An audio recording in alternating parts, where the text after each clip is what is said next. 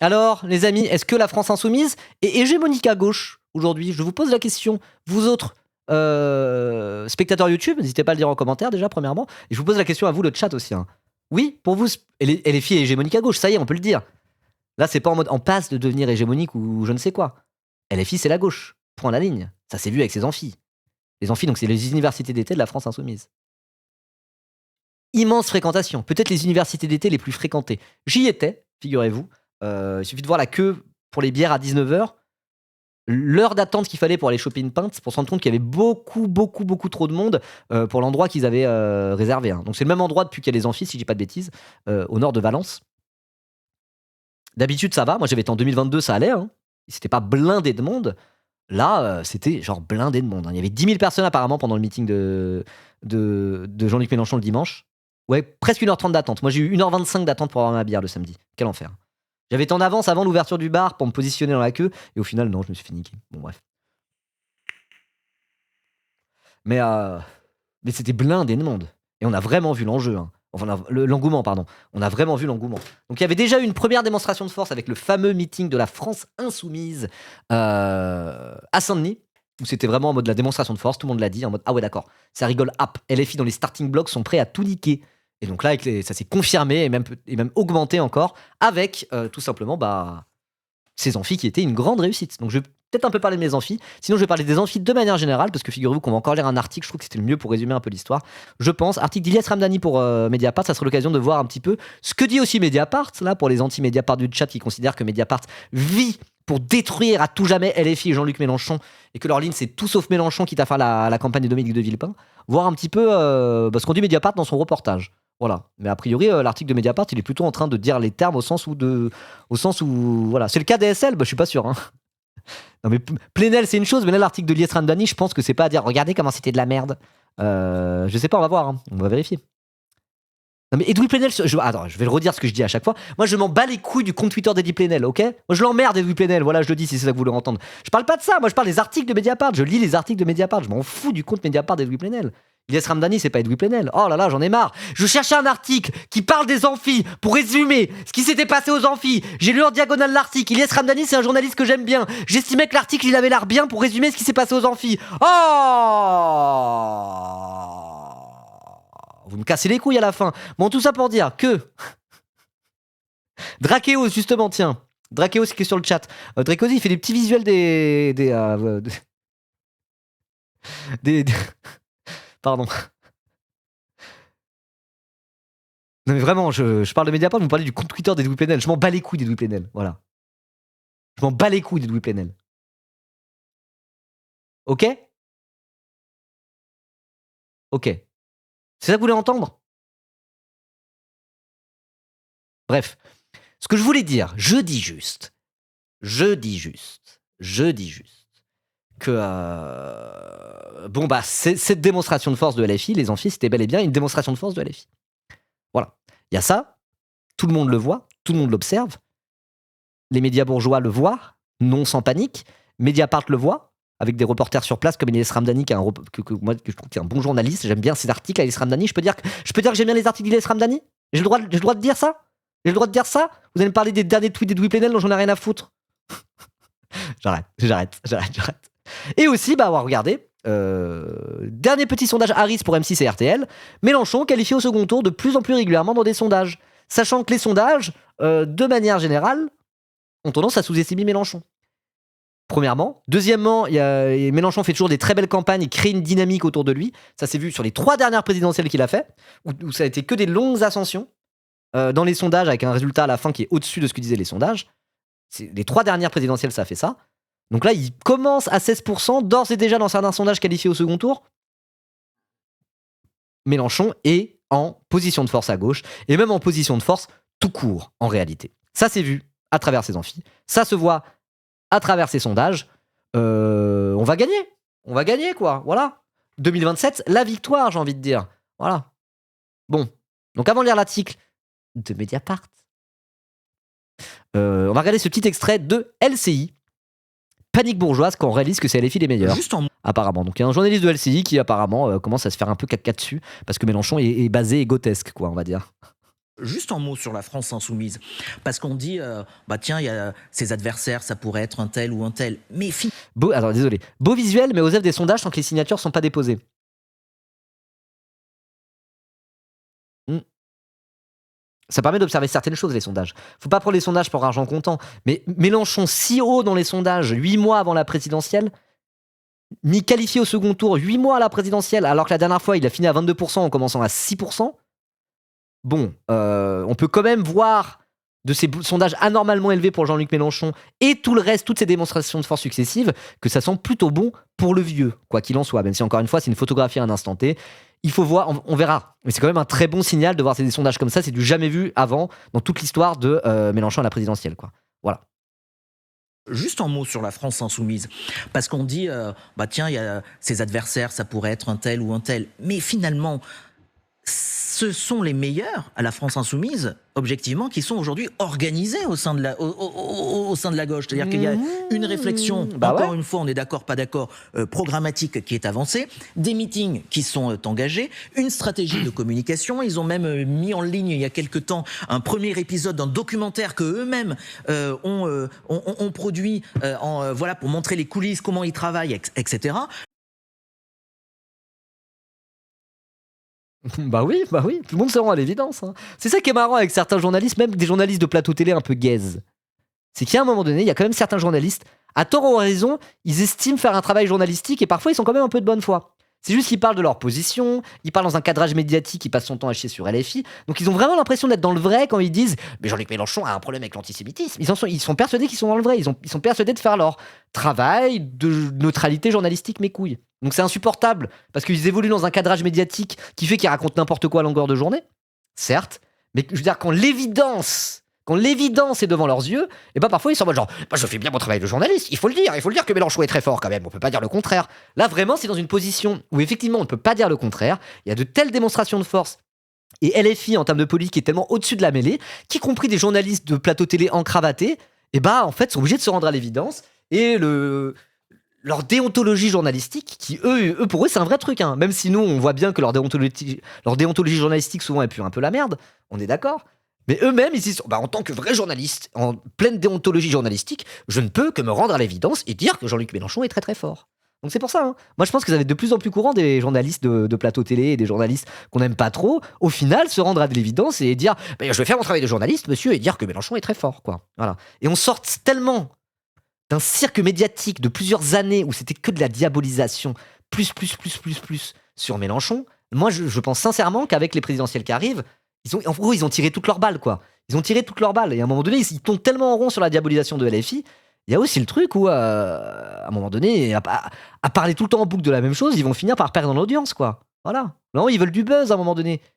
Si dire, je dois le dire, Mélenchon est quand même très très fort, ça leur apporte un petit peu de buzz après 3 ans à lui chier dessus, parce que les gens s'attendent moins à ça et que ça change un petit peu des discours habituels, bah ça se peut qu'ils le fassent, quoi. Donc moi je pense que ce genre de truc, on va le voir de plus en plus au fur et à mesure où Mélenchon va s'approcher du pouvoir. Voilà. Alors je dis pas, il y a encore toute l'extrême droite et encore une bonne partie, les journalistes de plateau télé vont continuer à lui chier dessus, vous voyez ce que je veux dire. Mais moi je pense vraiment qu'il faut prendre la mesure de la nouvelle méta de cette campagne présidentielle avec la France Insoumise. La France Insoumise est dans une telle position de force que toutes nos habitudes par rapport au cirque médiatique de toutes ces dernières années, surtout après le 7 octobre et toutes les instrumentalisations en antisémitisme, je pense que la méta est en train de changer et a d'ores et déjà changé. Donc essayons de prendre le pouls, vu qu'on roule sur tout le monde, essayons de prendre le pouls de ça, sérieusement, d'un point de vue médiatique et d'un point de vue politique, pour adapter notre logiciel, notre prisme de lecture, et pas finir en mode full méga citadelle assiégée, plus qu'il ne le faut. Voilà. Sur les réseaux sociaux, etc. C'est la force de gauche. Là, le moment, c'est de rassembler, camarades. Rassembler autour de ce grand républicain qui est Jean-Luc Mélenchon pour aller gagner la présidentielle, quoi. Voilà. De toute façon, LFI ne dit pas le contraire, hein. Sans qu'il est la mieux organisée. Et certainement pas au prix de la compromission sur le fond et le programme, évidemment. Et c'est pas le cas pour l'instant. Etc. C'est la force de gauche pour l'instant qui est la mieux organisée. Clairement, il n'y a pas photo, hein. Si vous comparez avec un parti socialiste englué dans son processus de désignation d'un candidat, des écologistes divisés, le parti communiste qui attend de savoir si Fabien Roussel sera ou non candidat, là il y a un contraste assez frappant, que ce soit au niveau du fond, mais aussi de la forme. Regardez. Et oui, d'ailleurs le nom de leur documentaire de campagne, là, de la première partie qu'ils ont sortie, c'est partie 1, Nous c'est carré. Je crois que c'est comme ça que ça s'appelle. Donc bon. Voilà, hein, qui est une phrase de Mélenchon. On n'est plus dans la guerre de position, on attaque la guerre de mouvement. Relire Gramsci. Exactement. Exactement. Ça, c'est lié à la théorie de la bataille culturelle. Il est en mode guerre de position, guerre de mouvement. Guerre de position, c'est tenter d'atteindre une hégémonie culturelle. Et la guerre de mouvement, c'est le moment révolutionnaire, quoi, finalement. Là, on prend le pouvoir. Vous voyez? Donc, on pourrait appliquer cette logique-là à la stratégie de révolution citoyenne, j'aime pas trop ce mot, mais ainsi soit-il, de la France insoumise, pour dire voilà, là, il y a tout un taf qui a été fait pour se positionner comme étant hégémonique à gauche. Aujourd'hui, à gauche, LFI est hégémonique. Je pense qu'on peut le dire. Donc là, c'est le moment de la guerre de mouvement. Là, on y va pour gagner. Sauf que c'est pas la révolution, on va pas les prendre le palais d'hiver, hein, comme Lénine. Là, c'est pas la révolution, c'est dans un contexte réformiste. Là, c'est le moment de gagner la présidentielle en étant dans une position d'hégémonie à gauche. Et donc, il faut vraiment prendre ça en compte pour adapter aussi notre prisme de lecture, et notamment notre prisme de lecture médiatique. Voilà. Ce meeting très soigné au niveau de l'image, avec un Jean-Luc Mélenchon qui apparaît derrière un paysage dans la Drôme, un paysage verdoyant avec de l'eau aussi, enfin puisqu'il a parlé de l'eau dans son discours. Bref, trop beau le spot. Tout est, c'est pensé, oui. Tout est pensé. Tout est pensé, ça fait 10 ans qu'ils font les discours au-dessus du lac dans les universités d'été. Mais oui, c'est un super beau spot, l'endroit. T'as un joli petit lac et la scène est directement sur le lac. Fléchy, il y a eu un spectacle de drone très spectaculaire où il y avait, il y a 2 jours, le drapeau français qui apparaissait, ce qui est assez surprenant quand même, à la France insoumise, le drapeau français dans le ciel au-dessus des universités d'été. Donc... Non mais attends, ça fait depuis 2017 que la France insoumise met des drapeaux français à tous leurs meetings et met des drapeaux français partout. Alors pour le coup, si je veux être de bonne foi, en 2012, à l'époque du Front de gauche, Jean-Luc Mélenchon mettait très peu de drapeaux français. C'était des drapeaux Front de gauche, c'était des trucs très gauchistes, quoi. Et il y avait peu de drapeaux français. Mais dès 2017, c'est d'ailleurs le moment de sa stratégie dite stratégie populiste, il a commencé à y avoir plein de drapeaux français dans les meetings. Et d'ailleurs, certains gauchistes un peu communistes révolutionnaires, etc., dont je faisais partie en 2016, étaient en mode genre, on voit bien là la dérive nationaliste de Jean-Luc Mélenchon. Il se prétend faire la révolution citoyenne, et en réalité, regardez, il est comme les autres politiciens, avec le déjà la nationaliste du drapeau. Mais bon, c'est en 2017, ça. Stop, ça fait 10 ans maintenant. Il y avait déjà des drapeaux français en 2012, mais je veux dire, des scènes avec massivement des drapeaux français dans la foule, depuis 2017, c'est plus un débat, quoi. Oui, et... Non, mais moi, je dis c'est juste ça, c'est une observation. Alors, qui dit c'est étonnant qu'il y ait des drapeaux français, oui, allez, bon, de quoi on parle, c'est absolument pas étonnant, quoi. Vous avez vu le spectacle de drone, en tout cas? Il est trouvable sur YouTube ou pas? C'était beau. Moi, j'y étais, et je vous dis, j'ai eu la chair de poule. C'était galvanisant, c'était vraiment galvanisant. Parce qu'il y avait tout le monde dans la foule. Ah, c'était pour la blague, ok. Toujours pas fan des drapeaux français? Moi, pendant longtemps, j'étais un peu en mode genre, attention à ces symboles. Et en fait, ça dépend de qui on parle. Quand on parle de Jean-Luc Mélenchon qui veut gagner la présidentielle, bah oui, il va mettre des drapeaux français. Après, c'est un peu provoque ce que je vais dire, mais c'est jamais qu'une présidentielle française, hein. Il n'a pas prévu de faire la révolution communiste internationaliste, Jean-Luc Mélenchon. Il a pour le but de gagner l'élection présidentielle française. Et donc, évidemment qu'il va mettre des drapeaux français. Et d'ailleurs, pour moi, les critiques que je peux avoir par rapport à Jean-Luc Mélenchon, les vraies critiques de fond que je pourrais avoir par rapport à Jean-Luc Mélenchon, c'est sur justement le rapport à la France, à la grandeur française. Moi, j'ai un peu des critiques. Ou le fameux truc de la France sur les 5 continents, etc. On sent que la puissance française, c'est un truc même un peu bien. Voilà. Mais bref, c'est normal, c'est la France insoumise, c'est Jean-Luc Mélenchon qui veut gagner la présidentielle. On va pas lui demander d'être un communiste révolutionnaire. Voilà, normal. Il n'y a rien d'étonnant. Attends, du coup, spectacle, drone, LFI. Ah oui, il y est. Je ne sais pas ce que on va c'est pas regarder en entier, tout le monde juste. C'est long, ça dure 10 minutes, mais c'était hyper beau. Donc oui, c'est ça en mode... Que le plus sûr garant de la tranquillité publique, c'est Robespierre. C'est le bonheur des citoyens et citoyennes. Ils ont mis Robespierre dans le ciel avec des drones. Et que les longues convulsions qui déchirent... Et sur place, c'était au-dessus du lac, on était tous là, dans le silence à faire wow, c'était vraiment beau. Ne sont que le combat de préjugés contre les principes de l'égoïsme, contre l'intérêt général, de l'orgueil et des passions des hommes puissants, contre les droits et contre les besoins des faibles. Donc ils ont mis Robespierre. Et après, ça se traçait comme ça. Il n'est pas nécessaire que je puisse côté de son semblable qui meurt de faim. Riche, égoïste. Ça, bon, c'est moins impressionnant en vidéo.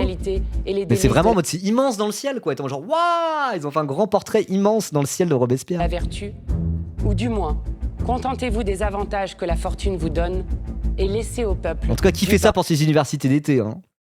En vrai, ils ont mis le petit plat dans les grands. Ouais, on avait les discours aussi. Là, c'est la bande-son qui était sur des grands haut-parleurs au-dessus du lac, avec tout le monde qui regardait ça comme ça, moi genre, waouh. On savait pas que ça allait être des spectacles de drone en plus.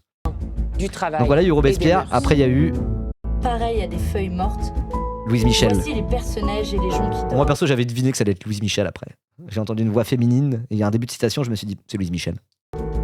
Et le vieil arbre frissonne au souffle printanier. Les bourgeons gonflent. Je vous montre pas tout, hein, mais voilà, Louise Michel qui s'écrit en grand dans le ciel, tout le monde qui fait ouais. Et ensuite, moi, je pensais qu'ils allaient mettre Jaurès. En fait, ils ont pas mis Jaurès, ils ont mis Thomas Sankara. La classe. Juste réduit à ne percevoir de la vie que le reflet de celle des La plus classe. Je parle au nom des femmes du monde entier. La classe quand même, la classe. L'exploitation imposée par les mâles. J'ai peur de me faire strike pour la VOD avec la musique des filles ou quoi. De la fille, donc je mets juste comme ça. Voilà. Thomas Sankara dans le ciel. Le petit frisson. Il y en a qui m'ont dit qu'ils avaient les larmes aux yeux ou même qu'on pleurait en voyant ça. Moi j'ai vraiment, parce que le moment collectivement, t'as été en mode genre waouh. Moi je me disais, mais attends, mais si Mélenchon gagne vraiment la présidentielle et que moi j'étais là à ce moment-là, à ce spectacle et tout, moi j'ai eu la chair de poule à un moment. Il y a plein de gens qui ont eu la chair de poule en fait. Parce que même la musique était assez belle. L'arrangement est assez bien fait. Et à un moment, ça faisait un peu l'international, puis après, ça faisait un peu la Marseillaise, mais remixé légèrement et tout. Il y avait un côté galvanisant, hein. Voilà. Et vous savez à qui j'étais à ce spectacle? Parce qu'à la base, on était tout un groupe, et en fait, en allant vers le lac, on s'est tous un peu perdus. Et je me suis retrouvé avec Monté, figurez-vous, et Germaine. Donc on était tous les trois, Monté, Germaine et moi. Et Monté, pourtant, le rousselliste. Hein, le rousselliste Monté, il a vu le spectacle, il était genre waouh, trop fort à LFI, et même lui il était ému. Voilà, donc vraiment c'est bon. Hein. Ça va 5 minutes le rousselliste. Il a vu ça, il était en mode genre trop fort, j'avoue, c'est galvanisant et tout. Voilà. La pierre retombe en bas du ravin. Et là c'était tout le monde qui a fait ouais. Avec la musique et tout, c'était beau. Vraiment, c'était beau. Mais non, il est pas rousselliste, c'était pour la blague. Parce que on parlait de ça tout à l'heure. Il est pas rousselliste, justement. C'est pour dire qu'il était pas rousselliste. Voilà. Moi, j'ai maté le message. Voilà. Et après, bon, bref, il y avait 2 gros drones qui arrivent avec des écrans géants. Et là, c'était le moment où ils mettent des extraits. Ça rend moins bien en vidéo, mais c'était vraiment dans le ciel, quoi.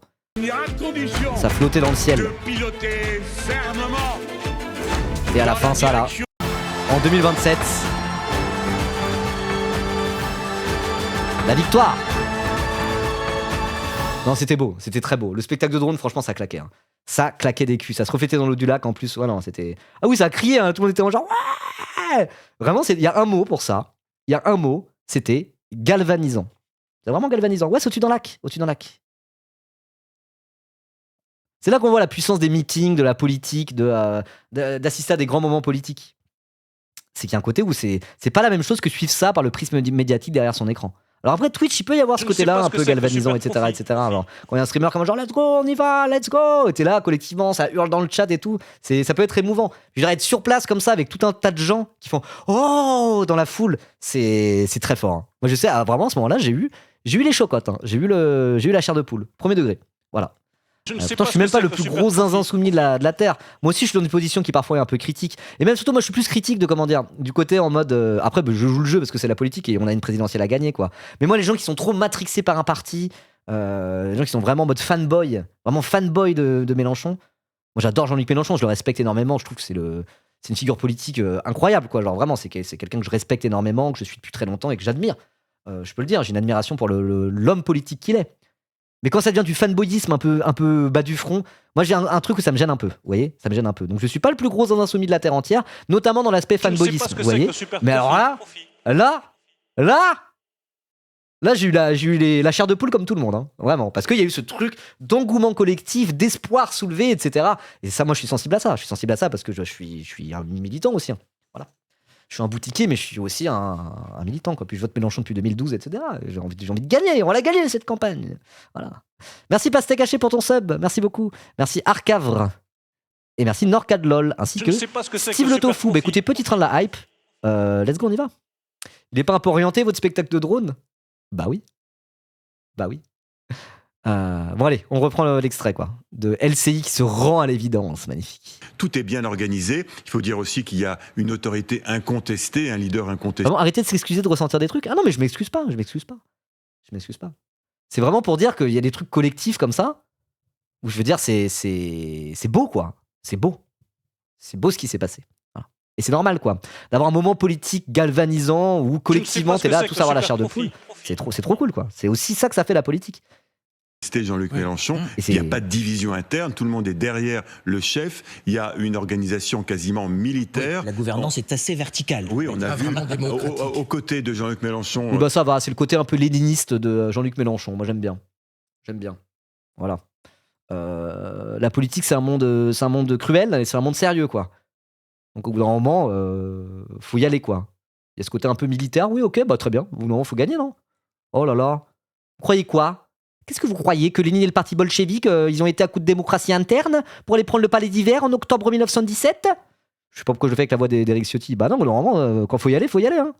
Dans le meeting, d'un côté Emmanuel Bompard, de l'autre côté Mathilde Panot, qui tiennent, l'un tient le parti et l'autre tient le groupe à l'Assemblée. Bref, tout ça est très structuré, très organisé. Jean-Luc Mélenchon, c'est probablement sa dernière candidature à l'élection présidentielle. Il a tout verrouillé, tout préparé depuis des mois. Et c'est vrai que le contraste est frappant par rapport aux autres partis de gauche qui sont, pour l'instant, même pas encore lancés véritablement dans la campagne présidentielle. Ouais, vous avez raison. C'est un constat parce que... En plus, le truc de organisation quasi militaire, etc., c'est même pas ça. C'est qu'en fait, une organisation, c'est ce qu'on parfois on appelle l'organisation gazeuse, la France Insoumise. C'est très simple, c'est qu'ils sont en mode, on a une ligne, on a un programme. Voilà. Qui le décide, comment on le décide, vous inquiétez pas. Ça se décide avec tous ceux qui veulent bien participer à ça. Mais en gros, ce qui fait que tout le monde peut adhérer à LFI, et qu'en vérité, il n'y a même pas de carte. Il n'y a pas de carte à LFI.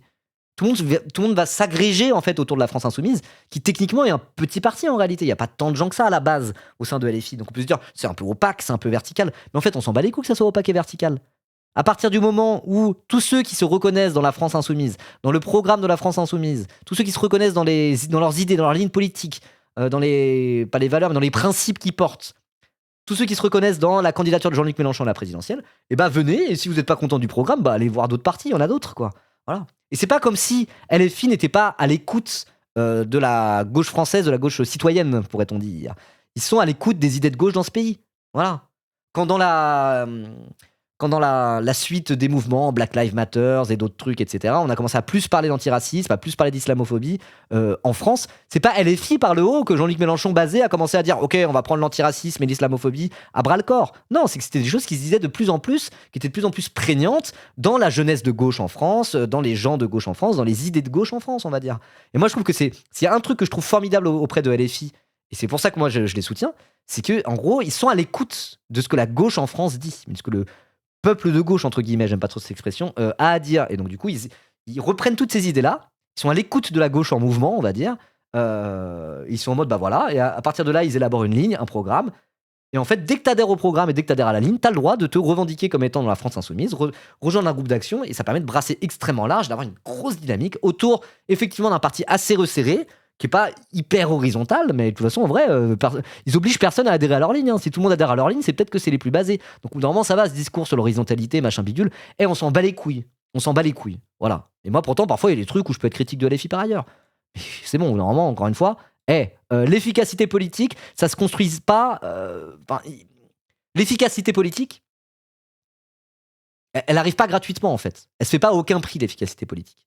Et donc, l'efficacité politique des LFI se fait au prix de leur structuration, c'est-à-dire un parti qui est parfois pas si organisé que ça, mais qui agrège énormément autour d'eux, parce qu'au moins, il y a une ligne, il y a un cap clair, et voilà. Donc on peut trouver ça trop horizontal, trop opaque. Moi, je m'en bats les couilles, personnellement. Personnellement, je m'en bats les couilles. Ça marche? Oui? Non? Je trouve que ça marche. Est-ce qu'ils sont en dérive sectaire ou je sais pas quoi? Absolument pas. Est-ce qu'ils sont à l'écoute de la gauche en mouvement et du peuple de gauche, vous appelez ça comme vous voulez? Oui? Bon, bah c'est bon. Pour moi, toutes les cases sont causées. Toutes les cases sont cochées, pardon. Le prix de leur efficacité politique, moi je le paye volontiers. Voilà. On va lire, on entend déjà, les journalistes sont ébahis devant Jean-Luc Mélenchon, devant ce qu'il est en train de faire, et dire, objectivement, ce sont ce que vous dites sur l'organisation et comment ça fonctionne. Encore une fois, c'est vrai qu'à gauche, ce sont ceux qui sont les plus organisés, et depuis longtemps, c'est ce qui fait d'ailleurs la force aujourd'hui de Jean-Luc Mélenchon à gauche. On viendra. Moi, le seul truc qui m'énerve un peu sur la structuration de LFI, parce qu'à ce côté, voilà, on a un programme, on a une ligne, c'est clair. Peut-être que on fait pas des grands congrès pour définir point par point le programme. C'est fait d'une autre manière, ce qui veut pas dire que c'est Mélenchon tout seul qui décide de tout, hein, évidemment. Mais du coup, il y a ce côté un peu mouvement gazeux, où tout le monde a le droit de s'agréger autour de LFI, de se revendiquer d'eux, pour faire masse. Et ça marche très bien. Mais moi, je trouve le prix à payer qui, moi, en tant que créateur de contenu de gauche, me fatigue sur Internet, c'est que le prix à payer aussi pour l'efficacité politique de LFI et leur structuration dite gazeuse, c'est qu'il y a plein de zinzins soumis un peu matrixés dans les sections commentaires et dans les chats Twitch qui sont un peu des maxeurs. Voilà. Pour moi, c'est le seul prix à payer qui, moi, me fatigue un peu. Mais ça, c'est mon petit point de vue de créateur de contenu politique de gauche. C'est vraiment pas très important. Si le prix à payer pour avoir un cap clair et être massif avec une structuration gazeuse, c'est d'avoir des insoumis un peu pénibles dans les commentaires YouTube et Facebook.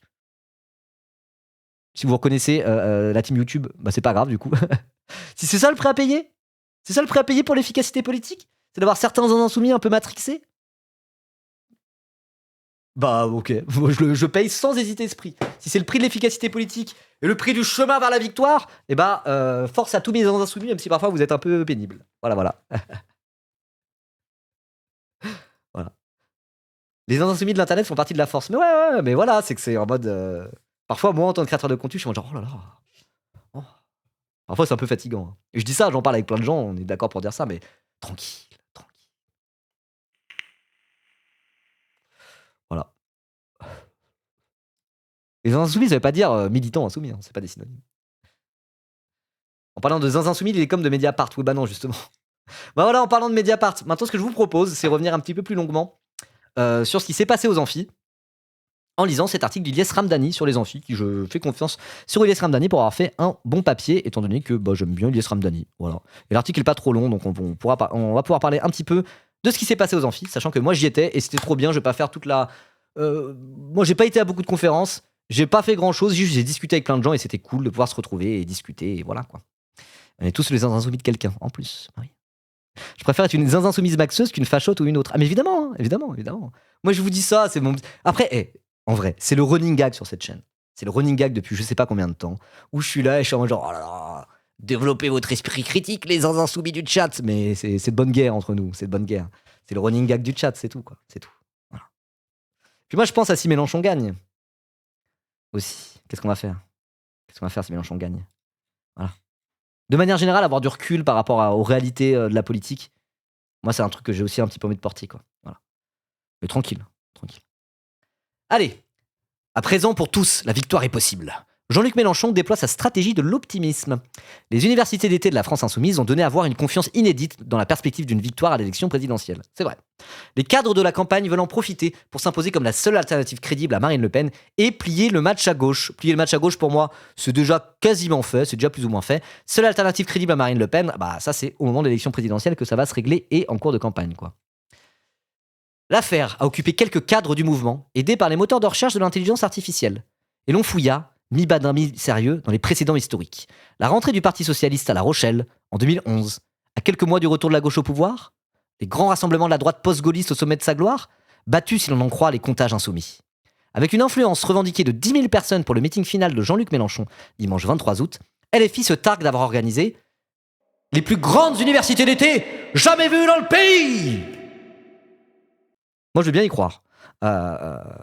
Inutile de se lancer dans une coûteuse bataille de chiffres, car elle ne changerait rien à l'essentiel. Oui, alors ça se trouve, il y a une université d'été des gaullistes en 1981, où en vrai, ils étaient de 500 de plus. Effectivement, on s'en bat les couilles. Inutile de se lancer dans une coûteuse bataille de chiffres, car elle ne changerait rien à l'essentiel. À 8 mois de l'élection présidentielle, la rentrée politique du mouvement insoumis a viré à la nouvelle démonstration de force. Et oui, qui peut dire le contraire? Qui peut dire le contraire? Attends, de quoi? Tu mets des commentaires de Mediapart du coup, Chant? Alors faut savoir que Chant est lectrice de Mediapart aussi, hein. Voilà. Parce qu'elle trouve que c'est un bon journal avec plein d'articles de qualité, même si parfois la ligne Mediapart lui casse les couilles. Moi je suis sur cette ligne-là aussi. Bref. C'est quoi ce commentaire? Par Pierre M30. Enfin un article neutre sans JLM bashing. Je ne croyais plus que ça existait à Mediapart. Recommandé. Bah voilà. Si même la section commentaires est d'accord, bon, c'est pas mal. Bref. Pendant 4 jours, du 20 au 23 août, la 10e édition des Amphis, du nom des journées de rentrée qu'organise chaque année la France Insoumise à la même période, a été marquée par la profusion. Il y avait beaucoup de tout, beaucoup de monde, beaucoup de jeunes, beaucoup d'intervenants et d'intervenantes, beaucoup de débats, beaucoup de conférences, beaucoup de maillots de l'équipe de France de football, floqué Mélenchon 27. C'est vrai qu'il y avait beaucoup de maillots Mélenchon 27, hein. Il y en avait énormément. Des cadres, des parlementaires évidemment, et des maires, dont celui de Saint-Denis, Bali Bagayoko, accueilli en héros. Bali Bagayoko, Bro is aura farming. Beaucoup de queues aussi, ils l'ont pas dit. Beaucoup de queues pour acheter des bières. Non, j'ai pas mon maillot. Peut-être j'en prendrai un de ces 4, je sais pas. Bref. Bali Bagayoko en aura farming tout le week-end. Hein. Non, j'ai beaucoup de gueux. Ma langue a fourché. J'y étais, hein, donc je me mets dedans. Ouais, Bali Bagayoko, accueilli en héros, tout à fait. Moi, je l'ai vu une fois, genre vraiment, il se faisait interviewer en marchant dans les amphis comme ça, avec son costard, le pas décidé. C'est trop la classe. La nouvelle star politique, hein, il le mérite de fou. En aura farming tout du long, je me répète un peu.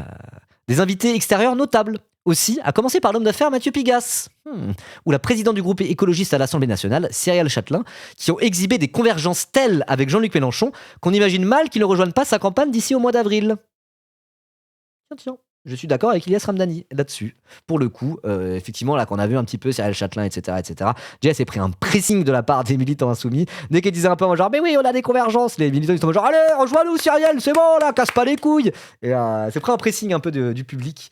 Et ouais, quand même, ça sent la convergence entre beaucoup d'écologistes et la France insoumise. Pour moi, ça sent bon de ce niveau-là. La théorie de la clubardisation va probablement être vérifiée dans les mois qui suivent et j'en suis très heureux. Oui, Sandrine Rousseau, elle est encore à un cran de plus. Sandrine Rousseau, on en parlera après. On va pas trop parler des écolos parce que c'est notre dernier sujet après. Mais Sandrine Rousseau, elle est carrément en mode je vais faire ce que je peux dans mon propre camp pour qu'on rejoigne LFI pour la campagne, quoi. Voilà. Alors Mathieu Pigasse, moi, je m'en méfie un peu. Il m'a l'air d'être un peu opportuniste. Voilà, il se met quand même beaucoup en avant par rapport à ça. Il pourrait juste se contenter de mettre la thune pour la gauche et fermer sa gueule. Donc, il y a un côté où je m'en méfie un peu, mais là, apparemment, il était sur. Je m'en méfie pas mal. Mais après, voilà, dans le cadre de cette présidentielle, étant donné que LFI est hégémonique à gauche, je pense que Mathieu Pigasse, même s'il fait le radical, même si c'est opportuniste, même si c'est intéressé, bon, bah voilà, s'il est là et qu'il veut s'agréger à ce grand mouvement LFiste pour la présidentielle, il est le bienvenu, mais juste, c'est pas une raison pour le sucer bêtement, nous autres. Personne de gauche avec un logiciel lutte des classes. Voilà. Il faut quand même voir un peu l'opportunisme là-dedans, évidemment. Mais bon, moi après, s'il y a des opportunistes centimillionnaires qui par opportunisme font la campagne de Méluche, bah très bien, hein, c'est que le vent souffle dans les directions. C'est très bien. Il faut sucer intelligemment, exactement. Et là, pour le coup, de ce que j'ai cru voir, c'était vraiment pour faire un débat économique avec Manuel Bompard, où il a vraiment parlé d'économique aussi en qualité d'homme d'affaires qui connaît le sujet de la dette parce qu'il a lui-même restructuré des dettes, ce qui est plutôt pas un compliment. Hein. Banquier d'affaires qui restructure la dette grecque, pour moi, c'est une critique, ça en fait pas un camarade, justement. Mais en tout cas, c'est lui d'une certaine expertise pour parler de sujets économiques. Donc là, il parlait avec Megaminds Bompard. Donc pourquoi pas. Bon, voilà. On fait ce qu'on peut. Enfin, on fait ce qu'on peut, c'est pas ça, mais genre, c'est. Là, dans la séquence médiatique, c'était pas idiot de l'avoir invité, ça c'est clair et net. Même si, encore une fois, méfiance avec Mathieu Pigasse. Merci beaucoup pour la thune pour Radio Nova. Merci pour le soutien, mais on va pas croire qu'on va te manger dans la main pour la prochaine présidentielle ou que sais-je. Hein. Voilà. On te surveille. Voilà. Nous autres gauchistes, on surveille Mathieu Pigasse, comme Marine Tondelier surveillait Médine il y a 2 ans aux universités d'été des écolos, si vous voyez ce que je veux dire. Je trouve ça fort d'avoir imposé le thème de la dette dans le débat public. Bah ça trop fort, hein. Avec Mélenchon qui dit il y a 20% de la dette, on peut très bien les. En fait, c'est des dettes de la Banque Centrale Européenne qu'on doit à nous-mêmes et on pourrait très bien en annuler une partie. Effectivement, très bonne chose d'imposer ça dans le débat public. Il faut que je taffe un peu plus ce sujet d'ailleurs. C'est ma bonne résolution pour la rentrée, parler plus d'économie. Je pense que c'est vraiment important en campagne présidentielle et que j'arrive à vulgariser certains trucs. Et du coup, que Mathieu Pigasse vienne en tant que banquier d'affaires, etc. Oui, on y va coup. Donner justement de la crédibilité, on va dire, à cette proposition et ce discours de Jean-Luc Mélenchon. Pour ça, Mathieu Pigasse, ok, très bien, ça on prend. Moi je suis critique et je suis en mode reste à ta place mon ref, mais ça peut être sa place pour le coup. Voilà, ça c'est très bien. Bref, tout cela a réjoui en tout cas. Donc le fait qu'il y ait Mathieu Pigasse et Cyrielle Châtelain qui est en train d'exhiber des convergences, tout cela a réjoui forcément les cadres insoumis qui rivalisaient d'adjectifs pour qualifier le moment. C'est historique, soufflé par exemple samedi, assis au bord du lac d'Aiguille, le député Éric Coquerel. Du haut de ses 67 ans, l'élu de Seine-Saint-Denis regarde tout cela avec le souvenir des premiers pas de l'aventure mélenchonienne, 18 ans en arrière, avant même que naisse la France insoumise. Donc Mélenchon est parti en 2008 du Parti socialiste. Donc ça fait 18 ans, exact. Et la France insoumise, c'est 2016 la création de LFI, si je ne dis pas de bêtises. Aujourd'hui, on réalise qu'on a créé un mouvement de masse. Et oui, je pense que le terme est lâché, mouvement de masse, oui. Moi je dis mouvement hégémonique à gauche, mais tout ça c'est un peu pareil. Plus encore que le nombre, la caractéristique la plus frappante de ces journées drômoises tenait, pour le mouvement, à quelque chose de relativement insaisissable. Un sentiment flottant, contagieux parmi les sympathisants et sympathisantes insoumises, vertigineux aussi parce qu'inédit, celui que la victoire est à portée, plus qu'elle ne l'a jamais été. Et moi, ayant été sur place, je peux vous dire que, oh oui, Oh oui. Dès que ça parlait un peu avec des gens, on était en mode genre, bon, on l'a gagné cette présidentielle, c'est gagnable. On peut y arriver. Je vous en avais déjà parlé au moment du meeting de la FI, moi ça m'avait déjà fait ça. J'avais parlé avec des gens qui bossent à la FI depuis 10 ans, des techniciens qui bossent à la FI en interne depuis 10 ans, qui étaient en mode, bon, on a essayé de faire la plus belle campagne qu'on pouvait la dernière fois, on a fait un très beau score, on aurait aimé arriver au second tour, on a fait un très beau score, mais bon, on se disait que quand même il y avait peu de chances qu'on arrive à battre Macron, même si on allait au second tour, quoi. Là, vraiment, ça joue pour le titre. C'est quelque chose que j'ai déjà dit sur ce live. Je pense qu'on peut être d'accord là-dessus. No or never. Il y a un côté comme ça, mais je dirais même pas ça. Parce qu'après, si on perd, si on gagne pas, vraiment, ça va être trop. Faut pas croire que si 2027 n'est pas la victoire de Mélenchon, c'est fini et la France est damnée à jamais. Hein. Voilà. Hein. La Terre s'arrêtera pas de tourner, y compris si on perd. J'ai vraiment envie qu'on gagne et j'ai vraiment pas envie que Marine Le Pen gagne. Évidemment, c'est aussi le sens de mon combat politique, encore plus en cette saison 2026-2027. Mais je veux dire, c'est démotivant de dire no or never, tu vois ce que je veux dire? Parce que si là on gagne pas, c'est pas bon. La gauche n'arrête pas d'exister. Il faudra continuer à se battre. Et se battre d'autant plus fort si Marine Le Pen est au pouvoir. Donc voilà, moi je me méfie un peu de ça. Mais disons que là, l'occasion, là, il y a une vraie occasion et c'est pas un trou de souris. Là, on peut vraiment gagner. On peut vraiment gagner. Voilà. Donc let's go, on va faire tout ce qui est possible pour le faire. Évidemment. Écoutez la foule, on est passé de résistance à on va gagner, notre Manuel Bompard, le directeur de campagne. Les gens ont le sentiment que les planètes sont alignées, tout à fait. Ça par contre, je suis tout à fait d'accord. Je dirais pas no or never, je dirais pas maintenant ou jamais, mais je dirais en tout cas que oui, là il y a un sentiment de planète alignée que je partage très largement. Mais n'est-ce pas la ferveur naturelle de l'entrée en piste? Celle qui marque chaque début de campagne? Non, c'était différent en 2022, répond Éric Coquerel.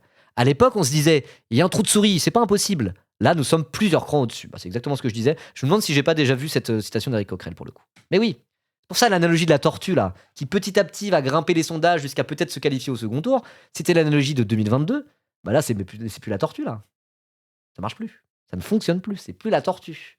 Là, c'est juste, t'arrives massif, quoi. Là, c'est le bulldozer Mélenchon. Et c'est très bien. Jean-Luc Mélenchon n'a rien fait dans son discours de clôture dimanche pour éteindre cet optimisme croissant. Bah évidemment. Oui, mesdames et messieurs, je vais pas le faire en imitation, j'ai la flemme. Oui, mesdames et messieurs, qui nous entendez. À présent, pour nous, non seulement comme un objectif, mais déjà comme une attente impatiente, la victoire est possible, a lancé le candidat. Le règne du chacun pour soi néolibéral et de l'irresponsabilité écologique est en train de prendre fin. Alors, la responsabilité de cette possible victoire nous fait devoir. Les braises de l'espérance sur lesquelles souffle Jean-Luc Mélenchon ne proviennent ni d'un élan incontrôlé, ni de l'entre-soi grisant d'une rentrée réussie. Ah! Ça fait plaisir de lire ça, hein. Ça fait plaisir de lire ça. Je vous dis, moi, Ilyes Ramdani, je l'aime bien. Ça fait partie des journalistes de Mediapart qui traitent tout un tas de sujets d'actualité politique. Et moi, je me retrouve souvent à lire ses articles. Moi, je l'aime vraiment bien. Je trouve que c'est un bon journaliste. Et là, pour l'instant, l'article, franchement, rien à redire. Hein. Franchement, les braises de l'espérance sur lesquelles souffle Jean-Luc Mélenchon ne proviennent ni d'un élan incontrôlé, ni de l'entre-soi grisant d'une rentrée réussie. Ils auraient très bien pu dire oui, bon, bah ça va, là, tout le monde est là en train d'y croire, mais Jean-Luc Mélenchon, vu dans les sondages et son antisémitisme, il va forcément perdre face à Marine Le Pen. Bon, bah c'est clairement pas le cas. Hein. Pour le candidat insoumis, l'optimisme naissant dans ses rangs revêt un double intérêt stratégique. D'une part, il permet de recruter de nouveaux électeurs et électrices en élargissant la base sociale du premier tour. Tout à fait. La force va à la force, répète souvent JLM.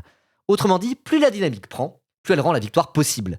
Plus la victoire paraît possible, plus l'électorat hésitant se décide à voter Mélenchon, nourrissant ainsi la dynamique. Et oui, moi c'est pour ça que je pense qu'on peut gagner. Et pourtant j'en ai parlé assez longuement avec des gens qui croient un petit peu moins que moi, mais qui sont en mode on va faire tout ce qu'on peut. Hein. Des gens qui soutiennent les filles, des gens de gauche qui soutiennent les filles, mais qui se disent je sais pas si ça sera suffisant. En mode je sais pas si ça sera suffisant. Et qui veulent que ça soit suffisant. Hein. Ils sont pas des défaitistes, mais qui se disent je sais pas. Pourtant, des gens qui sont très calés en politique, qui suivent beaucoup, hein, des journalistes politiques, etc. Je ne donnerai pas de nom, parce que j'ai pas envie de dire ce qu'on s'est dit en privé. Je parlais avec bref, et qui disait, mais je pense que Mélenchon peut faire une très belle campagne, peut arriver au second tour, mais vu la France actuellement, le nombre de droitards, le nombre de gens qui détestent la gauche, je suis pas sûr que ça soit gagnable. Peut-être qu'il fera 45% au second tour, mais à voir, quoi. Donc, c'est pour ça, gardons dans un coin de la tête l'idée qu'on peut perdre aussi. Sans ça, au bout d'un moment, la déconvenue, elle va être vénère. Hein. Voilà, mes discussions avec Thomas Soto, c'est privé, exactement. C'était pas Thomas Soto. Bref, peu importe. Gardons ça dans un coin de la tête. Hein. On vit quand même dans la France de 2026, avec un RN à 30% et beaucoup de gens qui détestent la gauche en France. Beaucoup de gens qui sont en mode c'est le parti des assistés, etc. Donc bon, attention. Je ne sais pas ce que c'est que le super profil. Et bref, toujours est-il que je pense qu'on peut perdre, effectivement, mais je pense que vu l'effet boule de neige que peut avoir les dynamiques en politique Et vu comment la boule de neige, elle est file, elle est déjà bien grosse, elle va faire que rouler sur la montagne, je pense que malgré tout, on peut gagner. On peut gagner. Et effectivement, la force va à la force. La dynamique crée un cercle vertueux. C'est déjà ce qui s'est vu. Et c'est déjà ce qui explique en réalité que Jean-Luc Mélenchon et la France Insoumise font des si belles campagnes depuis 2012 à chaque fois. Mais alors là, sky is the limit, j'ai envie de dire. Victoire is the limit. Voilà. Bref. Donc à voir. Je pense que c'est pas gagné d'avance, évidemment. Ça, il faut pas partir comme si c'était gagné d'avance. Même si on fait la meilleure campagne possible. Même si Mélenchon se qualifie au second tour et fait un entre-deux tours magnifique et qu'au final, il y a un monde où on perd quand même face à Le Pen. C'est pas impossible. Si ça arrive, ça veut pas dire qu'on aura fait une mauvaise campagne. Si ça arrive, ça veut pas dire que on aurait dû faire autrement depuis le début. Si ça arrive, ainsi soit-il, c'est qu'en fait, dans ce pays-là, actuellement, en 2027, vraisemblablement, c'était peut-être pas si gagnable que ça. Mais dans tous les cas, il faut faire ce qui est en notre pouvoir. Il faut faire notre mieux, arriver le plus haut possible. Et même si ça arrive, voilà. Si ça arrive, c'est la vie, ainsi soit-il. Ça veut pas dire qu'il faut baisser la tête et se dire que c'est finito. Et surtout, un Mélenchon à 45% face à Le Pen au second tour, ça va modifier toute la dynamique pour les législatives qui suivront, premièrement. Et deuxièmement, ça veut dire que c'est acté, le retour du clivage gauche-droite, l'opposition à Le Pen, c'est la gauche portée par Jean-Luc Mélenchon. Et ça modifie toute la méta pour les 5 années à venir de Marine Le Pen au pouvoir. Vous voyez ? Donc dans tous les cas, la conclusion est la même. Qu'on gagne ou qu'on perde à la fin, ce qu'il faut, c'est y aller le plus fort possible, faire tout ce qui est en notre pouvoir et tenter de faire gagner Jean-Luc Mélenchon à cette présidentielle. Je le redis parce que premièrement, c'est possible et deuxièmement, même si on perd à la fin, plus on sera battu fort, plus sur le temps long, ça aurait été bénéfique pour la gauche française et la France tout court et le monde. Voilà. Faut militer pour pas avoir de regrets. Exactement. Comme c'était le cas en 2022 d'ailleurs, avec le fameux faites mieux de Mélenchon en mode on n'aura pas été au second tour, mais c'était pas rien cette campagne. Et là, ça va être ça, mais puissance 10. Et avec la vraie possibilité de gagner à la fin, pour le coup. Voilà. Donc, d'autre part, sur un terrain plus tactique, ancré dans les esprits que le bulletin de vote insoumis est la seule alternative progressiste en capacité de se qualifier au second tour, contribue à déstabiliser les autres formations de gauche. Oui, mais en même temps, c'est vrai. Déjà, bien mal en point. Dans les esprits, ça y est, Jean-Luc Mélenchon est LE candidat de la gauche, résume Paul Vannier, député insoumis et responsable des élections au sein du mouvement. Oui, en même temps, il a raison, c'est ce que je dis depuis le début de mon stream. La France insoumise, à l'heure actuelle, est hégémonique à gauche et c'est se voiler la face que de dire le contraire. C'est parce que la campagne de Jean-Luc Mélenchon démarre avec une telle dynamique que la pression s'intensifie chez les écologistes pour pousser Marine Tondelier à retirer sa candidature. On va en parler juste après, du coup on va parler spécifiquement des écolos dans notre dernière séquence.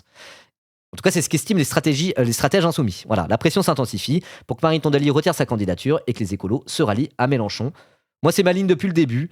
Vous me croyez pas, vous trouviez que j'étais d'élu ou je sais pas quoi. On va voir ce qu'on va voir à la fin. Là, on est en phase de clébardisation active, littéralement. Et encore une fois, c'est via la pression et c'est via la position de force de Jean-Luc Mélenchon que ça se fait. C'est pas via la compromission dans les idées. Donc bon. Le second objectif est de plier le match, dit Citlin 2. Avec les prétendants issus de la gauche socialiste avant même le mois d'octobre et la désignation formelle d'un d'entre eux. Alors que je pense justement ça sera la désignation formelle du candidat PS Place Publique, donc peut-être Raphaël Glucksmann, qui va acter le fait que les écolos prennent une décision. Est-ce qu'ils y vont en solo? Est-ce qu'ils rejoignent le PS? Ou est-ce qu'ils rejoignent la France Insoumise? Moi je pense que ça sent plutôt bon pour un ralliement à la France Insoumise. À voir. Salut Danton Cactus, comment ça va? Comment ça va aujourd'hui?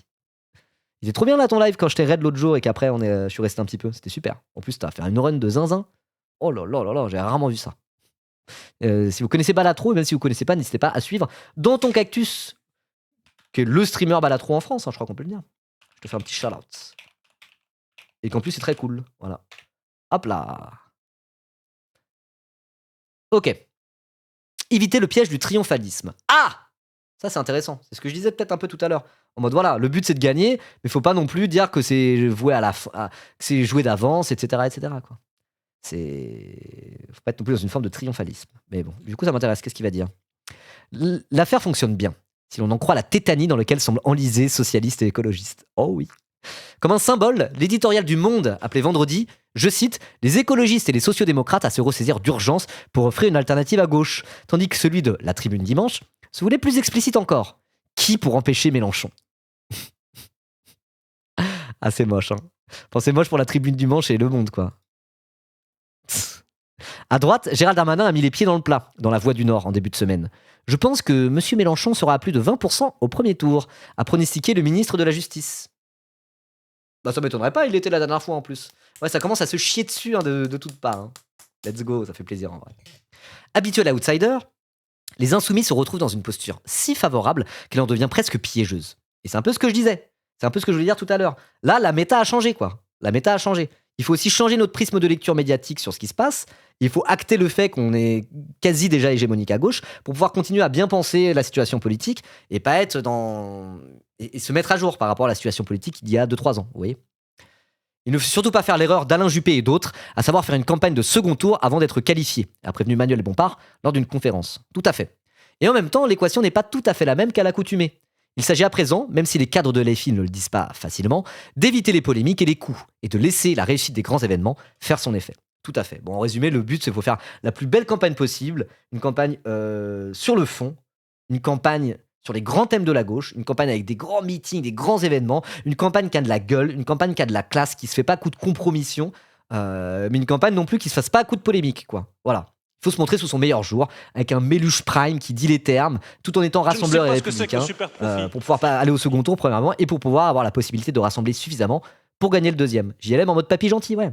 Papy gentil, mais papy qui dit les termes, quoi. Et papy qui parle du fond. Papy qui propose un projet, et un vrai projet pour la France qui a un peu de la gueule, quoi. À l'ère des feux de forêt et des canicules, notamment. Il a beaucoup parlé d'écologie pendant son discours. Et évidemment que c'est pas un hasard. Ça, c'est le genre de thème qui peuvent décider certaines personnes à se dire que quand même, Mélenchon, bon, t'as certains sujets où c'est pas le plus nul, et c'est des sujets ultra importants. D'ailleurs, faut parler de ça, on en a même pas parlé, j'aurais dû mettre ça de côté. La ministre écologiste, macroniste en exercice, Monique Barbu, a dit, je sais plus dans quelle interview, que Mélenchon, sur les sujets écologiques, c'était celui qui intégrait le plus les sujets d'écologie à son programme et à sa ligne politique. La ministre écologiste macroniste en exercice. Actuelle.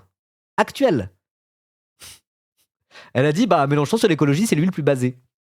C'est pas un signal de zinzin, ça? Elle avait voulu démissionner. Effectivement, c'est pas Emmanuel Macron directement qui l'a dit. Mais quand même, hein. Moi, je sais que mon daron, qui s'intéresse beaucoup à l'écologie, mon daron a un parcours. Un jour, il a découvert Jean Covici, il est devenu Jean Coviciste. Vraiment, il était genre, waouh, matrixé par les. Depuis, il est vraiment très très sur l'écologie et tout. Il est en mode vraiment, c'est le plus important. En mode dans le look-up, tu vois. En mode pourquoi on parle pas que de ça, c'est une zinzinerie, etc. etc. En gros, les deux intellectuels, on va dire, qu'il a découvert récemment, ça correspond bien à son profil actuel, et qu'il l'a subjugué, c'est d'abord Jean Covici, et après il a découvert Johan Chapoutot en mode genre oh, ce gars-là est brillant, il est incroyable, et du coup maintenant vraiment il est anti-Macron et très écolo, quoi. Voilà. Et en même temps, il aime pas spécialement Jean-Luc Mélenchon pour tout un tas de raisons. Et bah là, je peux vous dire que mon daron, qui a ce profil-là, là maintenant il m'envoie des messages quand je lui dis mais vas-y, tu sais très bien qu'LFI c'est les meilleurs sur l'écologie, je lui dis mais tu sais très bien que tu vas voter Mélenchon en 2027 et tout, genre bon. Vraiment, il y a quelques temps, il était en mode genre ah non Mélenchon, j'en ai marre, je voterai plus pour lui. Bah lui typiquement, mon daron, j'ai même pas à le craquer. 8 mois avant la présidentielle, je sais déjà qu'il va voter Mélenchon, c'est quasiment sûr. C'est quasiment sûr. Parce qu'à un moment donné, l'écologie, vu la dinguerie que c'est, il y a plein aussi d'électeurs, y compris des électeurs qui peuvent avoir une sensibilité un peu centriste, des électeurs qui aiment pas trop Jean-Luc Mélenchon. À un moment donné, ils vont se dire bon, l'écologie là, c'est dramatique ce qui est en train de se passer. Et Jean-Luc Mélenchon, objectivement, LFI, a le meilleur programme écologiste. Et c'est aussi pour cette raison, je pense, que les écolos vont finir par se rallier. Et voilà. Il y a l'hiver d'ici là, Ribot, certes, mais bon, il y a l'hiver d'ici là, il y aura le printemps aussi. Enfin bref, quand même, là, l'été 2026 qu'on a vécu, ça a remis quand même un peu la question écologiste au centre du truc, quoi. Enfin, en tout cas, en cas de second tour, Mélenchon-Le Pen, ceux qui ont une sensibilité écologiste quand même vont quand même un peu plus avoir tendance à voter pour Mélenchon. Et s'il fait une belle... Mais c'est ça aussi, le printemps ça va, les gens oublient vite. Oui, mais c'est pour ça que je disais justement, Zalcher, que LFI, faut qu'il fasse une campagne sur le fond, qu'il fasse une belle campagne basée sur un programme, une ligne politique et sur le fond avec des grands moments comme ça. Et s'ils mettent justement l'écologie, c'est pas le seul truc qu'ils vont mettre, mais s'ils parlent beaucoup d'écologie et que vraiment tout le monde les perçoit comme étant le parti qui est sérieux par rapport à tout ça, et bah certes, il y aura l'hiver, certes, on ne sera pas en plein de feux de forêt, mais en tout cas, pour ceux qui ont une sensibilité écologiste, bah, ça va leur inciter un peu à aller voter Mélenchon en mode bon, je l'aime pas, mais l'heure est grave, la planète est en train de brûler, quoi. Vous voyez? Donc c'est pour ça qu'il y a quand même pas mal de cordes à l'arc de la France insoumise qui, pour moi, peuvent créer les conditions d'une victoire. Ne serait-ce que pour l'aspect écologique de leur programme, mais pas que aussi. Mais pas que. Ne serait-ce que parce que aussi, c'est les seuls qui ont une réelle contre-proposition sur l'économie. En vérité, le RN, ils n'ont pas de contre-proposition sur l'économie. Ils veulent faire de l'économie néolibérale comme c'est fait jusque-là. Il n'y a pas de rupture sur le programme économique.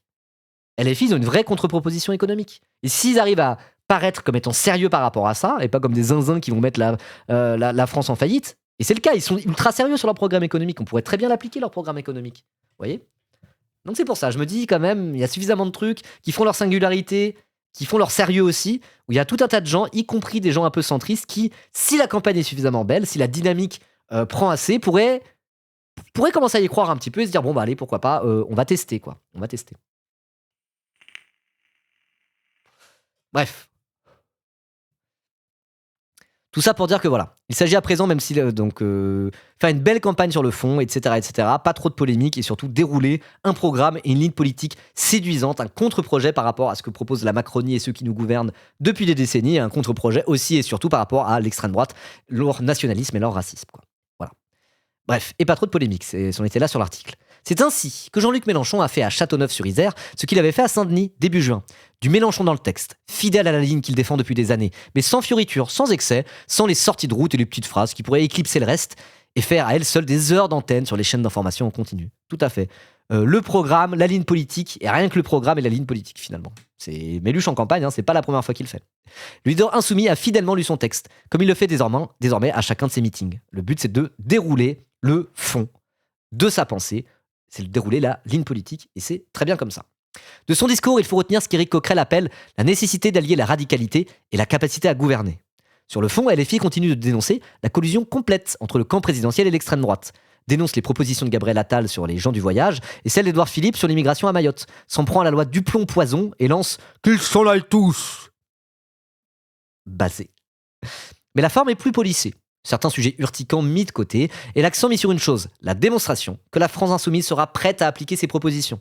Dans le week-end, Clémence Guettet, la coordinatrice du programme, a longuement évoqué devant la presse le rôle des Phrygiens, ces 80 hauts fonctionnaires qui préparent secrètement l'éventuel exercice insoumis du pouvoir. Oh, l'État profond, avec nous! L'État profond, avec nous! L'État profond, avec nous! Ah, si on a même l'État profond qui se prépare à être avec nous, c'est qu'on va gagner. Hein. Je plaisante, bien sûr. Donc les hauts fonctionnaires, oui, voilà, c'est les complotistes bizarres qui appellent ça l'État profond. Bon. C'est bon. Il y a même des gens qui se disent, dans des lieux de pouvoir, des hauts fonctionnaires qui se disent, bon, c'est 80 mecs, 80 hauts fonctionnaires, c'est pas rien, Zalcher. Hein. Des hauts fonctionnaires, il n'y en a pas 1 million en France. Hein. Ça veut dire qu'il y a y compris des gens hauts fonctionnaires à l'heure actuelle qui se disent, bon, bah, Mélenchon, non seulement c'est une possibilité, mais deuxièmement, on pourrait commencer à s'y préparer parce qu'ils veulent peut-être que les choses changent aussi, quoi. C'est qu'encore une fois, il y a des gens de gauche dans ce pays, et à partir du moment où Jean-Luc Mélenchon est en position de peut-être gagner la présidentielle et hégémonique à gauche, bah c'est normal que des hauts fonctionnaires de gauche réfléchissent à tout ça. Hein. Je ne sais pas ce que c'est que c'est pas rien, c'est pas 3 personnes non plus, quoi. Flex bizarre quand même, moi je comprends. Encore une fois, il y a un grand truc que doit faire la France insoumise pour tenter de gagner, et ça c'est plus pour le second tour, et pas pour le premier tour, c'est de montrer la crédibilité de leur programme. Vous voyez ? La crédibilité de leur exercice du pouvoir. Et bah ça y participe à petite hauteur. Voilà. Merci Solsgood pour ton 11e mois d'abonnement. Merci beaucoup.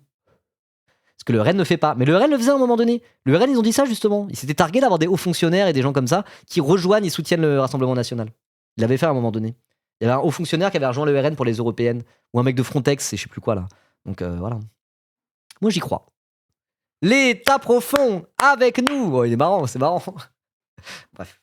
Sur scène, Jean-Luc Mélenchon a critiqué la volonté de Gabriel Attal d'importer en France le spoil system américain. Autrement dit, le remplacement des directeurs et directrices d'administration par des cadres plus alignés politiquement avec le pouvoir en place. Ok. À la place, l'ancien ministre de Lionel Jospin, on parle de Mélenchon, on rappelle qu'il a été ministre de Jospin pendant le gouvernement de la gauche plurielle entre 1997 et 2002. Donc Mélenchon a rendu un hommage inattendu à la haute fonction publique, à l'État républicain, son devoir et la gloire de le servir. Mais attends, mais c'est trop. Alors, ça, franchement, permettez-moi de sucer 5 minutes. Hein. Ça, c'est ma sensibilité républicaine qui parle. Moi, je suis un peu républicain au sens où c'est pas un truc que j'ai choisi. La sensibilité politique, il y a certains trucs, ça ne se choisit pas. Tu sais pas trop d'où ça sort. Voilà. Je pourrais faire le grand révolutionnaire communiste, etc. Et j'ai évidemment une sensibilité communiste. Je viens de ça. Vous voyez, je viens de ça à la base. Mais un truc qui fait que je suis un peu un réformiste, on va dire, c'est que c'est un truc qui ne s'explique pas réellement. Et j'ai une sensibilité républicaine. Ça me touche, la République, le concept de République, ça me touche. C'est comme ça. Ça fait pas de moi un SOSDEM forcément, hein. Mais ça me touche. Ça me touche de la même manière que Jean-Luc Mélenchon, n'importe quoi. Jean-Luc Mélenchon est un républicain. J'ai un truc où je sais pas. Le mode de gouvernance, la République, je me dis, je trouve ça un peu stylé, quoi. Je trouve ça un peu stylé. J'ai cette sensibilité-là. Donc là, Jean-Luc Mélenchon qui rend hommage à la haute fonction publique, qui dit vive l'État républicain, son devoir est la gloire de servir la République, mais pour en faire une République plus sociale, et qui au lieu de dire moi je vais remplacer tout l'État profond là, tous les hauts fonctionnaires de merde, je vais les remplacer pour mettre des lieutenants à moi, arriver et dire force à tous nos hauts fonctionnaires qui font tourner la République. C'est une façon aussi pas de se les mettre dans la poche, mais de dire voilà, moi je suis un vrai républicain. Je respecte ceux qui font tourner la République. Si j'arrive en pouvoir, je vous proposerai de vous joindre à mon projet qui est un vrai projet républicain. Voilà. Vu ma sociologie, ça se tient. Ouais, c'est peut-être mon côté un peu bourgeois, je sais pas. Mais même pas forcément, parce que je pourrais être un gros bandeur. Je pourrais être un gros bandeur communiste révolutionnaire, etc., etc. Et quand je dis la République, c'est l'idéal républicain. C'est pas la 5ème République, c'est pas la République française. Parce que quand tu vois tout ce qui a été fait au nom de la République française, la République française, elle a de la crotte au cul, c'est un euphémisme que de le dire, quoi. Voilà. Mais j'ai un côté un petit peu républicain, une sensibilité qui est comme ça. Et moi, je vous le dis, vous dites c'est ta sociologie, je pense qu'il y a un peu de ça, mais je pourrais très bien être en mode non, au contraire, je suis communiste, révolutionnaire, et pendant longtemps, j'étais en mode la République, on s'en bat les couilles en vérité, c'est pas le plus important, la lutte des classes avant tout, etc., quoi. Voilà. Parce que j'ai une sensibilité communiste pour de vrai. Moi, le prisme de lecture que je trouve pas indépassable, rien n'est indépassable et tout est améliorable, etc., etc. Mais moi, j'essaie de garder la lutte des classes comme le prisme de lecture privilégié quand j'essaie d'analyser la société, quoi. En intégrant évidemment tout le reste. Je vais pas faire l'espèce de marxiste orthodoxe class first, quoi que ce soit, quoi. Mais moi, dans ma sensibilité politique de base qui m'a décidé de me mettre en action, c'est le communisme. La lutte des classes, etc., etc. C'est ça qui m'a, dans ma formation politique, dans tout ça, c'est ce qui me parle le plus à la base. Mais quand même, force est de constater que j'ai cette sensibilité républicaine, quoi. Je suis un jaurétien, quoi. Bah ouais, un petit peu. Je pense que j'ai ce côté-là. Mais à la base, je l'avais pas. Ça s'est développé un peu avec le temps et je pourrais très bien me mentir à moi-même et faire le bandeur révolutionnaire en disant ouais, Jean-Luc Mélenchon, c'est la révolution, mais c'est la révolution citoyenne, figurez-vous, ça va. Bah oui, je suis communiste révolutionnaire, je soutiens Mélenchon par pragmatisme. Je pourrais avoir cette position-là un peu coconne, comme beaucoup ont sur Internet, et des bourges aussi. Mais je préfère être sincère avec moi-même. Non, j'ai une sensibilité républicaine et j'aime aussi l'aspect républicain de Jean-Luc Mélenchon. Et ça, pour un mec qui a une sensibilité communiste, il faut le dire, quoi. Voilà. C'est pas, je passe pour un centriste en disant ça. Je pourrais très bien faire le bandeur et dire non, c'est la révolution par les urnes, en fait. Je suis communiste révolutionnaire. Non. J'ai une sensibilité républicaine. C'est comme ça. Ça se décrète pas. C'est un truc que je ressens au plus profond de mon être. Je sais pas exactement d'où ça sort. Et ainsi soit-il. Voilà. No king shaming. Exactement. La République qui a collaboré avec l'ennemi. Non, mais quand on dit ça, c'est l'idéal républicain, etc. Voilà. Je suis pas en mode vive la 5ème République de De Gaulle. Non, on encule la 5ème République de De Gaulle. Voilà. C'est Star Wars, ça. Peut-être un peu. Non, mais même, je sais pas. Moi, quand je regardais la série HBO Rome, je sais pas si vous l'avez vu. Du coup, c'est la fin de la République romaine et ça se passe à la fin de la République romaine au moment de César et le début de l'Empire romain. Je voyais les vieux sénateurs, pourtant c'est des vieux sénateurs véreux, pétés des gros patriciens pétés d'oseille et tout, qui font que des manigances et du complot. Mais quand ils sont là en mode genre, la République doit survivre, qui défendent l'idéal républicain, moi j'ai un truc, ça me parle un peu, quoi. Je suis en mode genre, je trouve ça un peu stylé. Quoi. Voilà. L'idéal républicain, il y a un truc où ça me parle, je sais pas vraiment pourquoi. Voilà. Bref. Du coup, oui, je suis un peu jaurétien finalement. Mais quelque part, pour quelqu'un qui bosse avec l'humain, est-ce que je suis pas un peu raccord ? Est-ce qu'il n'y a pas une certaine cohérence ? C'est mon côté jaurétien, quoi. Socialiste, mais républicain, socialiste au sens propre, au sens noble. Voilà, moi, ce que je veux, c'est la République sociale. Mais en même temps, dans URSS, il y a un DR, c'est républicain. C'est l'Union des Républiques. URSS ? Union des Républiques soviétiques ? C'est quoi le R ? Ah non, c'est 2 S. L'Union des Républiques socialistes soviétiques, voilà. Donc bon, en vérité, tu peux être un léniniste et pas être contre le concept de république. Parce que, en fait, la révolution de Lénine, la révolution bolchevique, ça a mené à une union des républiques. Donc, quelque part, on peut très bien être communiste et républicain. L'un n'empêche pas l'autre. Voilà. Bref, la république sans l'État, ça existe. Faut que je taffe le sujet, quoi. Mais bon, bref, voilà. Tout ça pour dire que moi, j'ai une sensibilité républicaine. Et voilà, je vais pas faire le bandeur à dire « Non, je suis révolutionnaire pro-Mélenchon parce qu'il fait la révolution citoyenne. » Non. Moi, c'est pas mon avis. Moi, mon avis, c'est que c'est un vrai républicain au sens noble du terme, au sens propre du terme. Et moi, ce n'est pas pour me déplaire. Voilà. Parce que stop faire les bandeurs 5 minutes et faire semblant d'être ce qu'on n'est pas. Voilà. En vrai, Ribaud, je me fais la réflexion, mais j'ai le sentiment que l'ambiance et l'émulation en meeting n'a jamais été aussi forte que chez LFI en ce moment depuis facile 20 ans. Bah oui, je suis d'accord avec ça. Oui, et coréen du Nord et démocratique, c'est dans le nom. C'était un peu une blague quand je disais ça. Mais l'Union des républiques socialistes soviétiques, je dis ça parce que c'était un état fédéral en fait. Genre, et la Russie est encore un état fédéral d'ailleurs. Voilà. Et en fait, il faut comprendre que ça sortait d'une monarchie absolue en 1905. Jusqu'à 1905, c'était une monarchie absolue, la Russie. Et donc même quand tu regardes par rapport aux différentes identités, le rapport à l'identité, aux minorités, le rapport aux nationalités, sur l'organisation de l'URSS, il y a un vrai sujet là-dessus. Donc non. Et je peux dire que passer de la monarchie absolue, de l'empire du Tsar, République, ça n'a pas été mis au hasard non plus pour ça. Quoi. Même si, bon, effectivement, Staline, moi je suis pas un stalinien. Voilà, mais bon, bref. Voilà. Bon, pour mon coming out républicain, c'est pas la première fois que je dis ça, mais je trouve que c'est un sujet intéressant. Quoi. Est-ce qu'on peut être communiste et républicain ? Bah, moi, ma réponse est oui. Ouais. Moi, je me sens communiste et républicain. Donc, peut-être qu'il faut que je trouve, le sweet spot, quoi. Faut que je trouve le sweet spot. Peut-être que j'ai pas fini de comprendre où j'en suis politiquement. Mais en tout cas, je peux vous dire que j'ai ces deux sensibilités-là. J'ai l'impression d'être sincèrement, et c'est pas un truc que j'ai décrété ou décidé, sincèrement communiste. Peut-être même, en vérité, c'est plus important pour moi que l'aspect républicain. Mais j'ai aussi une sensibilité républicaine que je n'ai pas décrétée. Et ça sert à rien de lutter contre elle. Vous voyez ce que je veux dire ? Est-ce qu'on peut être les deux à la fois ? Moi, je pense que oui. Voilà. Arrêtez de me casser les couilles, là. Vous essayez de one guy. Bref. Donc tout ça pour dire vive la République, vive la lutte des classes, pas la France. Allez, hop là. Bon bref. De la même façon, le passage sur la bifurcation écologique, qui a ouvert le discours, j'en étais où ? Ah non. Oui, voilà. Donc Jean-Luc Mélenchon a rendu hommage à l'État républicain, son devoir et la gloire de le servir. De la même façon, le passage sur la bifurcation écologique, qui a ouvert le discours, a laissé de côté les grands principes pour se concentrer sur les mesures concrètes. Ah, ça c'est bien. Les mesures concrètes, c'est toujours bien. Surtout quand on veut gagner une campagne, quoi. Montrer qu'on n'est pas là pour dire des... Surtout qu'on est de gauche et qu'une partie de la France se considère comme un mec d'extrême gauche irréaliste. Utiliser des mesures très concrètes pour dire qu'on n'est pas juste des espèces de doux rêveurs, pour moi, c'est vraiment la bonne strate. Donc à laisser de côté les grands principes pour se concentrer sur les mesures concrètes. La mise en place des écorégions, leur découpage à partir du bassin versant des cours d'eau, leur large prérogative, de l'eau aux forêts en passant par l'air, les sols et la santé environnementale, et leur éventuel pouvoir normatif, un pas considérable sur le chemin de la décentralisation. Bah tiens, pour revenir à Monté, là, que vous dites il est anti-LFI et machin bidule, etc. Lui, un truc où, typiquement, Monté, j'ai maté le spectacle de drone avec, et c'est là que tu vois que moi, c'est un gars que j'aime bien pour ça. Monté, il était en mode genre, ah non, j'aime pas Robespierre. J'étais en mode genre, il aime pas Robespierre, mais pourquoi ? Peut-être que c'est un moudus gag qui n'aimait pas la terreur. Peut-être c'est une espèce d'anti-autoritaire un peu bébête. Et il m'a dit non, j'aime pas Robespierre parce qu'il y a des trucs sur le fond, notamment sur son aspect jacobin centralisateur par rapport à l'effacement des cultures régionales et des différentes langues. Moi, j'aime pas Robespierre pour ça. Je tombe, et à côté de ça, il aime bien Lénine.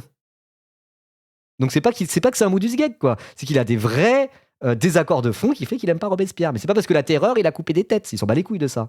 Et à côté de ça, il kiffe Lénine. Il est en mode Lénine, trop fort. Il aime vraiment bien Lénine. Il trouve que c'est c'est un mec vraiment qui respecte de fou Lénine, mais il n'aime pas Robespierre. Donc voilà, c'est tout ça pour dire que parfois les choses sont plus compliquées qu'elles en ont l'air, auprès de certaines personnes qui ont décidé d'utiliser leur cerveau en tout cas. Lénine et les identités régionales, ils s'en branlent, je pense pourtant. Bah non, ils s'en branlent pas. Mais intéressez-vous à l'histoire de l'URSS, des nationalités, des identités nationales. Pourquoi c'est devenu un État fédéral ? Pourquoi c'est l'union des républiques justement soviétiques ? Non, il y a un vrai truc là-dessus. Hein. Vraiment. Bref. Mais voilà, un peu de décentralisation, ça fait plaisir pour le très jacobin Jean-Luc Mélenchon à la base. Voilà. Bon, bref. Bon, après, il y a eu des déportations sous Lénine, en vrai de vrai, je suis léniniste pourtant. Mais ça, c'est l'aspect plus sur l'aspect anti-autoritaire. Hein. Pas sur l'aspect effacement des identités régionales, etc. Bon, bref. Bref. Bon, bref, je voulais revenir là-dessus. En tout cas, je trouve ça marrant de dire non, il aime pas Robespierre, mais il aime bien Lénine. Ça montre bien que c'est pas juste en mode. C'est pas une question de qui est le plus à gauche, qui est le moins à gauche, en fait. La politique, c'est bien plus fin que ça. Surtout qu'on décide de vraiment parler du fond, quoi. Bon, juste pour dire ça. Bref. Ok. Le changement climatique ouvre une ère totalement nouvelle de la civilisation humaine, a justifié Jean-Luc Mélenchon, promettant en conséquence de changer la nature de l'État. Bah ouais, banger, hein. On est bien d'accord là-dessus. Le ralliement espéré des écologistes à sa campagne pourrait représenter un jalon important dans la bataille du leadership à gauche. Tout à fait. Déjà, les discours insoumis tentent d'imposer dans le paysage le récit d'un duel entre la gauche de rupture et l'extrême droite, réduisant les successeurs d'Emmanuel Macron et les derniers tenants de la social-démocratie, donc pensez Glucksmann et le PS, au rôle d'arbitre, sinon de figurant. Et bah tout à fait, c'est un peu la théorie de la moïsation, quoi. C'est bon, la renaissance du clivage gauche-droite, avec deux projets qui sont plus ou moins en rupture avec le consensus centriste néolibéral de ces dernières années. D'un côté la gauche de rupture et de l'autre côté l'extrême droite. Et là-dessus, il a bien raison. Ça fait longtemps qu'il dit ça. Déjà, à l'époque, sur le plateau d'On n'est pas couché, il avait dit « Vous verrez à la fin, ça sera eux contre nous ». Est-ce qu'on n'y arriverait pas ? Moi j'y crois, mais attention, sauf si un Édouard Philippe, via les mécanismes de vote utiles, arrive à prolonger le statu quo 5 années de plus, mais je l'espère pas. J'espère qu'on va gagner. Ok. Allez, le dernier paragraphe, citation de Jean-Luc Mélenchon. La France au pied du mur, dans chaque bureau de vote, dans chaque conscience, fera l'histoire, la grande histoire, après dit Jean-Luc Mélenchon en conclusion de son intervention. Quel principe d'action va la porter ? Chacun pour soi ou tous ensemble ? Le suprémacisme raciste ou le collectivisme ? Répondons à l'appel de ce grand combat. Un article d'Ilyes Ramdani pour Mediapart.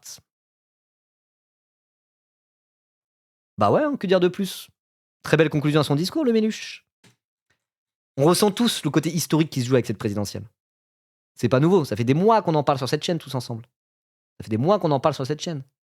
Bah là, est-ce qu'on n'y arriverait pas ? Est-ce qu'on n'y arriverait pas ? Le duel Mélenchon-Le Pen tant attendu. Le bien triomphera-t-il sur le mal ? La vie l'emportera-t-elle sur la mort ? Le collectif l'emportera-t-il sur l'individualisme ? Le commun l'emportera-t-il sur le racisme ? Je sais pas. On tape pas David Linard trop vite. Oui, certes. Mais c'est ça qui se joue. On sait que c'est ça qui se joue. J'ai envie de dire, le vieux monde tarde à mourir, le nouveau monde tarde à apparaître, et dans ce clair-obscur va naître le banger duel Jean-Luc Mélenchon-Marine Le Pen pour voir si la France sombre dans le fascisme ou au contraire sombre vers une route va sur une route qui est plus enviable. C'est un peu ça qui se joue en réalité. Socialisme ou barbarie ? Est-ce qu'on n'en arriverait pas là ? Est-ce que c'est pas un peu ça qu'il dit en substance à la fin Jean-Luc Mélenchon de son discours ? Au bout d'un moment, c'est bon, les macronistes et leurs prédécesseurs hollandistes et leurs prédécesseurs sarkozystes et leurs prédécesseurs chiraciens, tout ça c'est le néolibéralisme en crise depuis au moins 2008, c'est la crise des subprimes. Et à un moment donné où tout ça ne marche pas, c'est la crise, c'est la merde, le monde occidental est en train de se retourner sur lui-même, ça ne marche plus, ça ne fonctionne plus. Quelle porte de sortie ? Socialisme ou barbarie ? Je vous pose la question. Et je vous pose la question à ceux qui regardent sur YouTube aussi. En tout cas, vous pensez qu'on peut gagner ? Vous pensez que Jean-Luc Mélenchon il peut gagner ? Moi je pense que ça va être une longue route semée d'embûches, mais là, il y a vraiment un coup à jouer. Et là, il se joue un truc historique. Et à partir du moment où Jean-Luc Mélenchon et LFI prend la mesure de l'aspect historique de ce qui est en train de se jouer, je pense qu'on peut gagner. Voilà. Et en tout cas, Team YouTube, n'hésitez pas à liker la vidéo, laisser un commentaire pour dire ce que vous en pensez, etc. Pourquoi pas booster la vidéo après l'avoir likée, la partager. Et abonnez-vous bien sûr, let's go! Attends, je voulais finir là-dessus aussi. Un peu d'espoir.